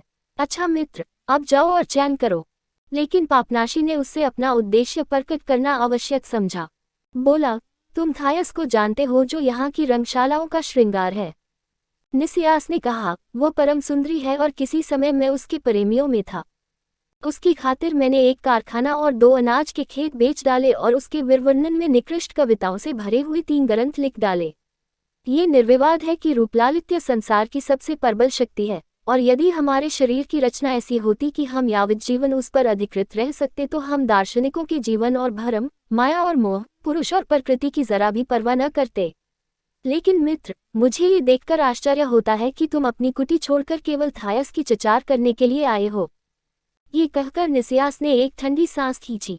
पापनाशी ने उसे भीतर नेत्रों से देखा। उसकी यह कल्पना ही असंभव मालूम होती थी कि कोई मनुष्य इतनी सावधानी से अपने पापों को प्रकट कर सकता है। उसे जरा भी आश्चर्य न होता अगर जमीन फट जाती और उसमें से अग्निज्वाला निकलकर उसे निगल जाती। लेकिन जमीन स्थिर बनी रही और निसियास हाथ पर मस्तक रखे चुपचाप बैठा हुआ अपने पूर्व जीवन की स्मृतियों पर मलानमुख से मुस्कुराता रहा। योगी तब उठा और गंभीर स्वर में बोला, नहीं निसियास, मैं अपना एकांतवास छोड़कर इस पिशाच नगरी में थायस की चचार करने नहीं आया हूँ, बल्कि ईश्वर की सहायता से मैं इस रमणी को अपवित्र विलास के बंधनों से मुक्त कर दूंगा और उसे प्रभु मसीह की सेवार्थ भेंट करूंगा। अगर निराकार ज्योति ने मेरा साथ न छोड़ा तो थायस अवश्य इस नगर को त्याग कर किसी वनिता धर्माश्रम में प्रवेश करेगी। निसियास ने उत्तर दिया, मधुर कलाओं और लालित्य की देवी वीनस को रुष्ट करते हो तो सावधान रहना। उसकी शक्ति अपार है और यदि तुम उसकी प्रधान उपासिका को ले जाओगे तो वह तुम्हारे ऊपर वज्रघात करेगी। पापनाशी बोला, प्रभु मसीह मेरी रक्षा करेंगे। मेरी उनसे ये भी प्रार्थना है कि वह तुम्हारे हृदय में धर्म की ज्योति प्रकाशित करे और तुम उस अंधकारमय कूप में से निकल आओ जिसमें पड़े हुए या रगड़ रहे हो। ये कहकर वह गर्व से मस्तक उठाए बाहर निकला, लेकिन निसियास भी उसके पीछे चला। द्वार पर आते उसे पा लिया और तब अपना हाथ उसके कंधे पर रखकर उसके कान में बोला, देखो वीनस को क्रुद्ध मत करना, उसका प्रत्याघात अत्यंत भीषण होता है। किंतु पापनाशी ने इस चेतावनी को तुच्छ समझा, सिर फेर कर भी न देखा। वह निसियास को पतित समझता था, लेकिन जिस बात से उसे जलन होती थी वह ये थी कि मेरा पुराना मित्र थायस का प्रेम मात्र रह चुका है। उसे ऐसा अनुभव होता था कि इससे घोर अपराध हो ही नहीं सकता। अब से वह निसियास को संसार का सबसे अधम, सबसे घृणित प्राणी समझने लगा। उसने भ्रष्टाचार से सदैव नफरत की थी, लेकिन आज के पहले ये पाप उसे इतना नारकीय कभी न प्रतीत हुआ था। उसकी समझ में प्रभु मसीह के क्रोध और स्वर्ग दूतों के तिरस्कार का इससे निंद्य और कोई विषय ही न था। उसके मन में थायस को इन विलासियों से बचाने के लिए और भी तीव्र आकांक्षा जागृत हुई। अब बिना एक क्षण विलंब किए मुझे थॉमस से भेंट करनी चाहिए। लेकिन अभी मध्याह्न काल था और जब तक दोपहर की गर्मी शांत न हो जाए थायस के घर जाना उचित न था। पापनाशी शहर की सड़कों पर घूमता रहा। आज उसने कुछ भोजन न किया था जिसमें उस पर ईश्वर की दया दृष्टि रहे। कभी वह दीनता से आंखें जमीन की ओर झुका लेता था और कभी अनुरक्त होकर आकाश की ओर ताकने लगता था। कुछ देर इधर उधर निष्प्रयोजन घूमने के बाद वह बंदरगाह पर जा पहुंचा। सामने विस्तृत बंदरगाह था जिसमें असंख्य जलयान और नौकाएं लंगर डाले पड़ी हुई थी और उनके आगे नीला समुद्र श्वेत चादर हंस रहा था। एक नौक ने, जिसकी पतवार पर एक अप्सरा का चित्र बना हुआ था, अभी लंगर खोला था। टांडे पानी में चलने लगे। मांझियों ने गाना आरंभ किया और देखते देखते वह श्वेत वस्त्रधारिणी जलकन्या योगी की दृष्टि में केवल एक स्वप्नचित्र की भांति रह गई। बंदरगाह से निकलकर वह अपने पीछे जगमगाता हुआ जलमार्ग छोड़ती खुले समुद्र में पहुंच गई। पापनाशी ने सोचा, मैं भी किसी समय संसार सागर पर गाते हुए यात्रा करने को उत्सुक था, लेकिन मुझे शीघ्र ही अपनी भूल मालूम हो गई। मुझ पर अप्सरा का जादू न चला। इन्हीं विचारों में मग्न वह रस्सियों की गेंडुली पर बैठ गया। निद्रा से उसकी आंखें बंद हो गई। नींद में उसे एक स्वप्न दिखाई दिया। उसे मालूम हुआ कि कहीं से तुरहियों की आवाज कान में आ रही है। आकाश रक्तवर्ण हो गया है। उसे ज्ञात हुआ कि धर्माधर्म के विचार का दिन आ पहुंचा। वह बड़ी तन्मयता से ईश्वरना करने लगा। इसी बीच में उसने एक अत्यंत भयंकर जंतु को अपनी ओर आते देखा, जिसके माथे पर प्रकाश का एक सलीब लगा हुआ था। पापनाशी ने उसे पहचान लिया। सिलसिली की पिशाच मूर्ति थी। उस जंतु ने उसे दांतों के नीचे दबा लिया और उसे लेकर चला, जैसे बिल्ली अपने बच्चे को लेकर चलती है। इस भांति वह जंतु पापनाशी को कितने ही द्वीपों से होता, नदियों को पार करता, पहाड़ों को फांदता, अंत में एक निर्जन स्थान में पहुंचा, जहां दहकते हुए पहाड़ और झुलसते राख के ढेरों के सिवाय और कुछ नजर न आता था। भूमि कितने ही स्थलों पर फट गई थी और उसमें से आग की लपट निकल रही थी। जंतु ने पापनाशी को धीरे से उतार दिया और कहा, देखो। पापनाशी ने एक खोह के किनारे झुककर नीचे देखा। एक आग की नदी पृथ्वी के अंतस्थल में दो काले काले पर्वतों के बीच से बह रही थी। वहां धुंधले प्रकाश में नरक के दूत पापात्माओं को कष्ट दे रहे थे। इन आत्माओं पर उनके मृत शरीर का हल्का आवरण था, यहाँ तक कि वह कुछ वस्त्र भी पहने हुए थी। ऐसे दारुण कष्टों में भी यह आत्माएं बहुत दुखी न जान पड़ती थीं। उनमें से एक, जो लंबी, गौरवर्ण, आंखें बंद किए हुए थी, हाथ में एक तलवार लिए जा रही थी। उसके मधुर स्वरों से समस्त मरुभूमि गूंज रही थी। वह देवताओं और शूरवीरों की विरुदावली गा रही थी। छोटे छोटे हरे रंग के दैत्य उनके होंठ और कंठ को लाल लोहे की सलाखों से छेद रहे थे। यह अमर कवि होमर की प्रतीच्छाया थी। वह इतना कष्ट झेलकर भी गाने से बाज न आती थी। उसके समीप ही एंगोरस, जिसके सिर के बाल गिर गए थे, धूल में परकाल से शिकलें बना रहा था। एक दैत्य उसके कानों में खौलता हुआ तेल डाल रहा था, पर उसकी एकाग्रता को भंग न कर सकता था। इसके अतिरिक्त पापनाशी को और कितनी ही आत्माएं दिखाई दी जो जलती हुई नदी के किनारे बैठी हुई उसी भांति पठन पाठन, वाद प्रतिवाद, उपासना ध्यान में मग्न थी जैसे यूनान के गुरुकुलों में गुरु शिष्य किसी वृक्ष की छाया में बैठकर किया करते थे। वृद्ध टिमाक्लीज ही सबसे अलग था और भ्रांतिवादियों की भांति सिर हिला रहा था। एक दैत्य उसकी आंखों के सामने एक मशाल हिला रहा था, किंतु टिमाक्लीज आंखें ही न खोलता था। इस दृश्य से चकित होकर पापनाशी ने उस भयंकर जंतु की ओर देखा जो उसे यहाँ लाया था। कदाचित उससे पूछना चाहता था कि ये क्या रहस्य है, पर वह जंतु अदृश्य हो गया था और उसकी जगह एक स्त्री मुंह पर नकाब डाले खड़ी थी। वह बोली, योगी, खूब आंखें खोलकर देख। इन भ्रष्ट आत्माओं का दुराग्रह इतना जटिल है कि नरक में भी उनकी भ्रांति शांत नहीं हुई। यहाँ भी वह उसी माया के खिलौने बने हुए हैं। मृत्यु ने उनके भरमजाल को नहीं तोड़ा, क्योंकि प्रत्यक्ष ही, केवल मर जाने से ही ईश्वर के दर्शन नहीं होते। जो लोग जीवन भर अज्ञानांधकार में पड़े हुए थे, वह मरने पर भी मूर्ख ही बने रहेंगे। ये दैत्यगण ईश्वरीय न्याय के यंत्र ही तो हैं। यही कारण है कि आत्माएं उन्हें न देखती हैं न उनसे भयभीत होती हैं। वह सत्य के ज्ञान से शून्य थे, अतः उन्हें अपने अकर्मों का भी ज्ञान न था। उन्होंने जो कुछ किया अज्ञान की अवस्था में किया। उन पर वह दोषारोपण नहीं कर सकता, फिर वह उन्हें दंड भोगने पर कैसे मजबूर कर सकता है। पापनाशी ने उत्तेजित होकर कहा, ईश्वर सर्वशक्तिमान है, वह सब कुछ कर सकता है। नकाबपोश स्त्री ने उत्तर दिया, नहीं, वह असत्य को सत्य नहीं कर सकता।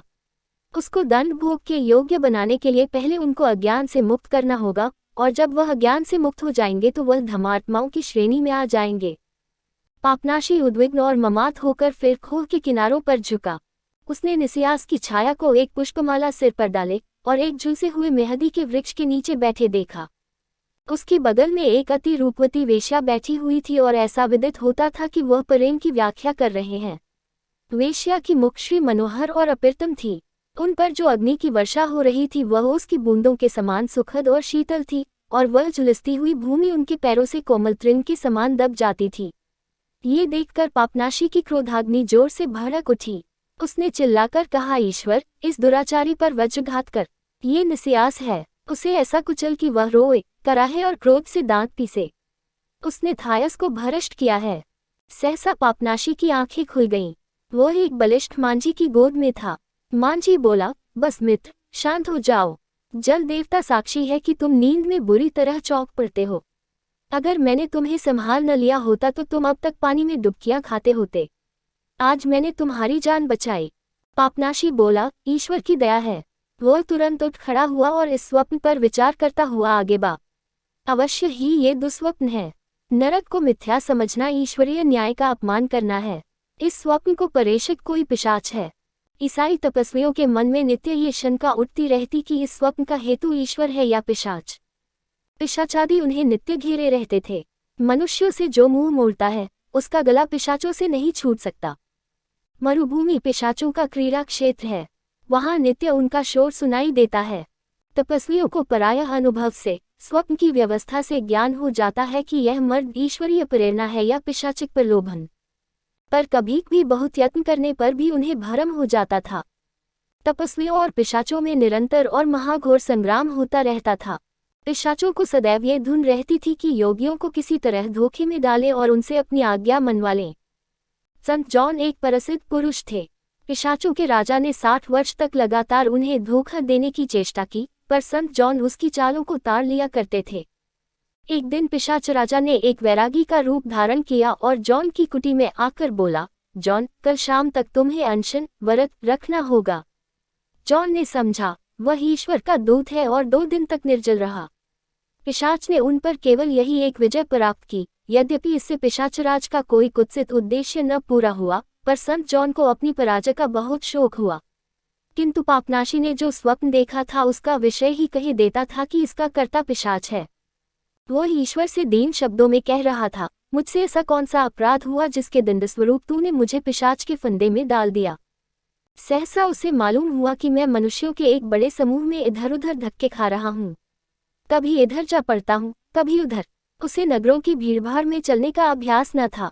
वो एक जड़ वस्तु की भांति इधर उधर ठोकरें खाता फिरता था और अपने कमख्वाब के कुर्ते के दामन से उलझकर वह कई बार गिरते गिरते बचा। अंत में उसने एक मनुष्य से पूछा, तुम लोग सब के सब एक ही दिशा में इतनी हड़बड़ी के साथ कहाँ दौड़े जा रहे हो? क्या किसी संत का उपदेश हो रहा है? उस मनुष्य ने उत्तर दिया, यात्री, क्या तुम्हें मालूम नहीं कि शीघ्र ही तमाशा शुरू होगा और थायस रंगमंच पर उपस्थित होगी? हम सब उसी थिएटर में जा रहे हैं। तुम्हारी इच्छा हो तो तुम भी हमारे साथ चलो। इस अप्सरा के दर्शन मात्र ही से हम कृतार्थ हो जाएंगे। पापनाशी ने सोचा कि थायस को रंगशाला में देखना मेरे उद्देश्य के अनुकूल होगा। वह उस मनुष्य के साथ हो लिया। उनके सामने थोड़ी दूर पर रंगशाला स्थित थी।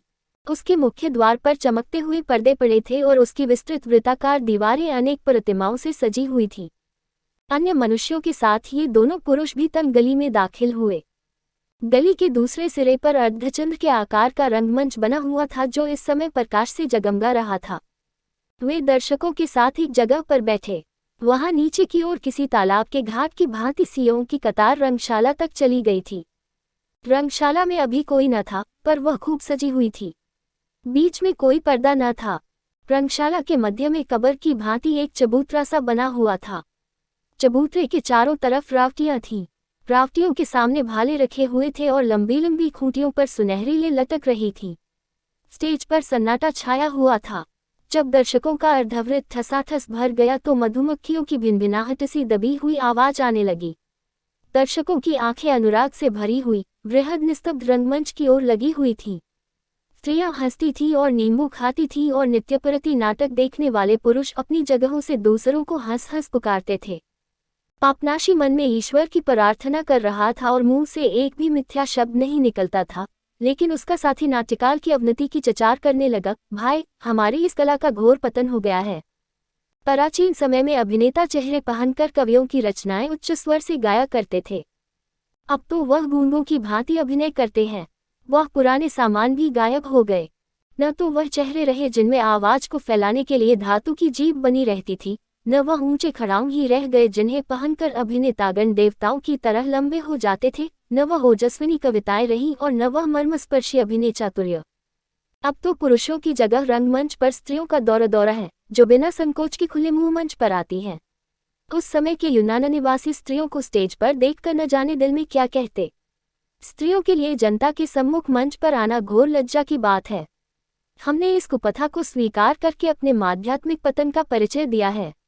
ये निर्विवाद है कि स्त्री पुरुष का शत्रु और मानव जाति का कलंक है। पापनाशी ने इसका समर्थन किया। बहुत सत्य कहते हो, स्त्री हमारी प्राणघातिका है। उससे हमें कुछ आनंद प्राप्त होता है और इसलिए उससे सदैव डरना चाहिए। उसके साथी ने, जिसका नाम डोरियन था, कहा, स्वर्ग के देवताओं की शपथ खाता हूँ, स्त्री से पुरुष को आनंद नहीं प्राप्त होता, बल्कि चिंता, दैख और अशांति। प्रेम ही हमारे दारुणतम कष्टों का कारण है। सुनो मित्र, जब मेरी तरुणावस्था थी तो मैं एक द्वीप की सैर करने गया था और वहां मुझे एक बहुत बड़ा मेहंदी का वृक्ष दिखाई दिया, जिसके विषय में ये दंतकथा प्रचलित है कि फीडरा जिन दिनों हिमोलाइट पर आशिक थी तो वह विरहदशा में इसी वृक्ष के नीचे बैठी रहती थी और दिल बहलाने के लिए अपने बालों की सुइयां निकालकर इन पत्तियों में चुभाया करती थी। सब पत्तियां छिद गईं। फीडरा की प्रेम कथा तो तुम जानते ही होगे। अपने प्रेमी का सर्वनाश करने के पश्चात वह स्वयं गले में फांसी डाल एक हाथीदांत की खूंटी से लटकर मर गई। देवताओं की ऐसी इच्छा हुई कि फीडरा की असह्य विरहवेदना के चिन्ह स्वरूप इस वृक्ष की पत्तियों में नित्य छेद होते रहे। मैंने एक पत्ती तोड़ ली और लाकर उसे अपने पलंग के सिरहाने लटका दिया कि वह मुझे प्रेम की कुटिलता की याद दिलाती रहे और मेरे गुरु अमर एपिक्यूरस के सिद्धांतों पर अटल रखे, जिसका उद्देश्य था कि कुवासना से डरना चाहिए। लेकिन यथार्थ में प्रेम जिगर का एक रोग है और कोई यह नहीं कह सकता कि यह रोग मुझे नहीं लग सकता। पापनाशी ने प्रश्न किया, डोरियन, तुम्हारे आनंद के विषय क्या है? डोरियन ने खेद से कहा, मेरे आनंद का केवल एक विषय है, और वह भी बहुत आकर्षक नहीं। वह ध्यान है। जिसकी पाचन शक्ति दूषित हो गई हो उसके लिए आनंद का और क्या विषय हो सकता है? पापनाशी को अवसर मिला कि वह इस आनंदवादी को आध्यात्मिक सुख की दीक्षा दे जो ईश्वराधना से प्राप्त होता है। बोला, मित्र डोरियन, सत्य पर कान धरो और प्रकाश ग्रहण करो। लेकिन सहसा उसने देखा कि सबकी आंखें मेरी तरफ उठी हैं और मुझे चुप रहने का संकेत कर रहे हैं।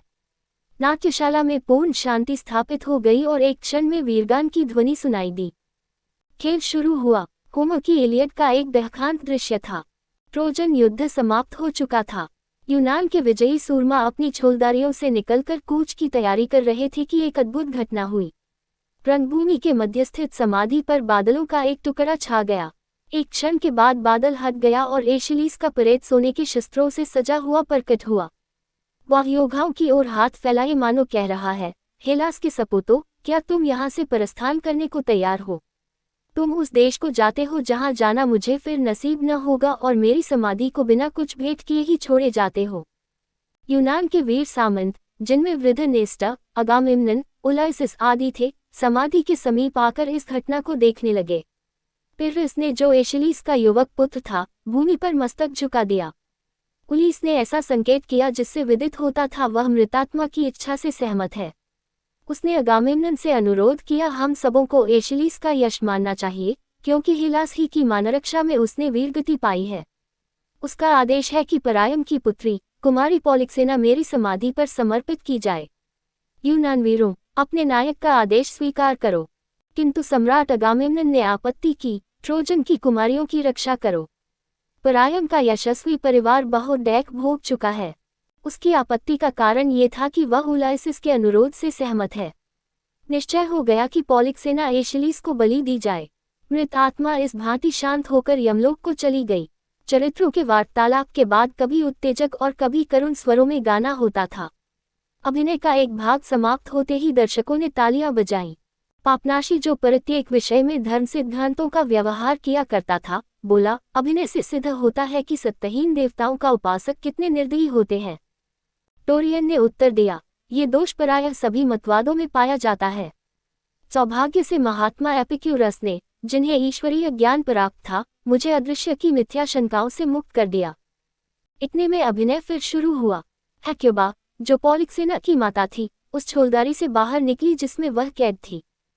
उसके श्वेत केश बिखरे हुए थे, कपड़े फटकर तार-तार हो गए थे।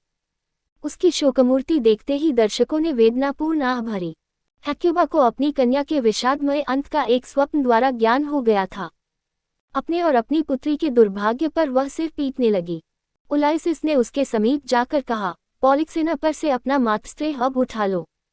वृद्धा स्त्री ने अपने बाल नोच लिए, मुंह का नखों से खसोटा और निर्दयी योद्धा उलाइसिस के हाथों को चूमा, जो अब भी दयाशून्य शांति से कहता जान पड़ता था, हेक्युबा, धैर्य से काम लो। जिस विपत्ति का निवारण नहीं हो सकता, उसके सामने सिर झुकाओ। हमारे देश में भी कितनी ही माताएं अपने पुत्रों के लिए रोती रही हैं जो आज यहाँ वृक्षों के नीचे मोहनिद्रा में मग्न हैं। और हेक्युबा ने, जो पहले एशिया के सबसे समृद्धिशाली राज्य की स्वामिनी थी और इस समय गुलामी की बेड़ियों में जकड़ी हुई थी, नैराश्य से धरती पर सिर पटक दिया। तब छोलदारियों में से एक के सामने का पर्दा उठा और कुमारी पॉलिक्सेना प्रकट हुई।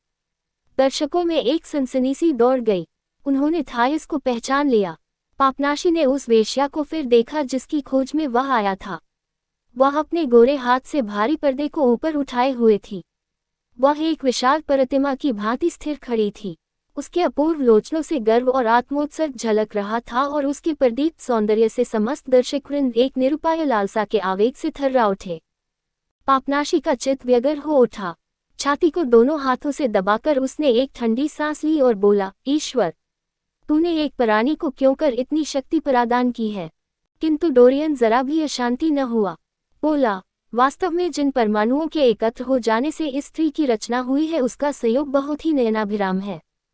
लेकिन ये केवल प्रकृति की एक क्रीड़ा है और परमाणु जड़ वस्तु है। किसी दिन वह स्वाभाविक रीति से विच्छिन्न हो जाएंगे। जिन परमाणुओं से लैला और क्लियोपेट्रा की रचना हुई थी वह अब कहाँ है? मैं मानता हूँ कि स्त्रियां कभी भी बहुत रूपवती होती हैं, लेकिन वह भी तो विपत्ति और घृणोत्पादक अवस्थाओं के वशीभूत हो जाती है। बुद्धिमानों को ये बात मालूम है, यद्यपि मूर्ख लोग इस पर ध्यान नहीं देते। योगी ने भी थाइस को देखा, दार्शनिक ने भी। दोनों के मन में भिन्न भिन्न विचार उत्पन्न हुए। एक ने ईश्वर से फरियाद की, दूसरे ने उदासीनता से तत्व का निरूपण किया। इतने में रानी हेक्युबा ने अपनी कन्या को इशारों से समझाया, मानो कह रही है, इस हृदयहीन उलाइसिस पर अपना जादू डाल। अपने रूपलावण्य, अपने यौवन और अपने अश्रुप्रवाह का आश्रय ले। थाइस या कुमारी पॉलिक्सेना ने छोलदारी का पर्दा गिरा दिया। तब उसने एक कदम आगे बढ़ाया। लोगों के दिल हाथ से निकल गए। और जब वह गर्व से तालों पर कदम उठाती हुई उलाइसिस की ओर चली तो दर्शकों को ऐसा मालूम हुआ मानो वह सौंदर्य का केंद्र है। कोई आपे में न रहा, सबकी आंखें उसी ओर लगी हुई थीं। अन्य सभी का रंग उसके सामने फीका पड़ गया, कोई उन्हें देखता भी न था। उलाइसिस ने मुंह फेर लिया और मुंह चादर में छिपा लिया कि इस दया भिखारिनी के नेत्र कटाक्ष और प्रेमालिंगन का जादू उस पर न चले। पॉलिक्सेना ने उससे इशारों से कहा, मुझसे क्यों डरते हो? मैं तुम्हें प्रेमपाश में फंसाने नहीं आई हूँ। जो अनिवार्य है वह होगा।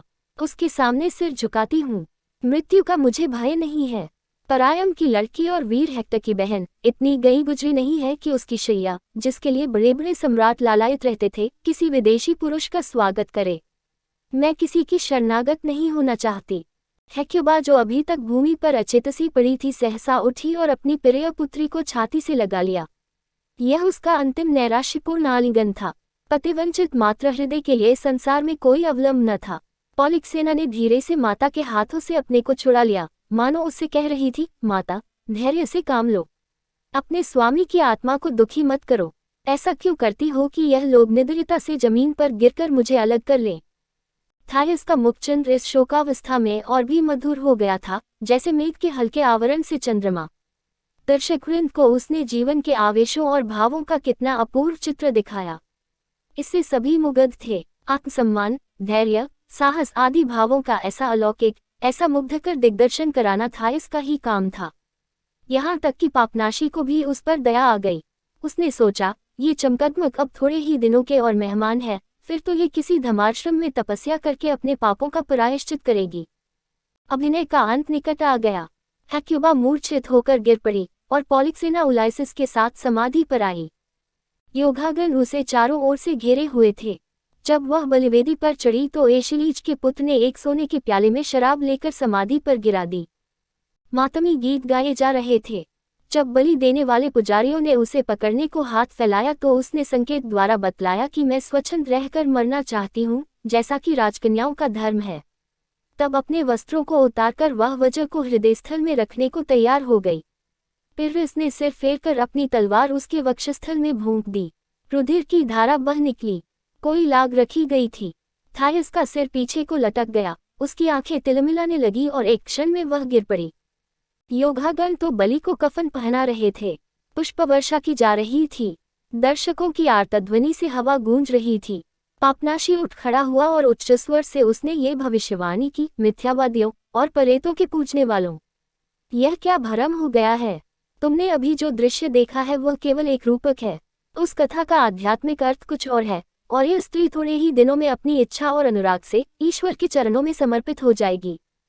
इसके 1 घंटे बाद पापनाशी ने थायस के द्वार पर जंजीर खटखटाई। थायस उस समय रईसों के मोहल्ले में सिकंदर की समाधि के निकट रहती थी। उसके विशाल भवन के चारों ओर सायेदार वृक्ष थे, जिनमें से एक जलधारा कृत्रिम चट्टानों के बीच से होकर बहती थी। एक बुई हबशिन दासी ने, जो मुंदरियों से लदी हुई थी, आकर द्वार खोल दिया और पूछा, क्या आ गया है? पापनाशी ने कहा, मैं थॉमस से भेंट करना चाहता हूँ। ईश्वर साक्षी है कि मैं यहाँ इसी काम के लिए आया हूँ। वह अमीरों के से वस्त्र पहने हुए था और उसकी बातों से रोब पटकता था। अतएव दासी उसे अंदर ले गई और बोली, थायस परियों के कुंज में विराजमान है।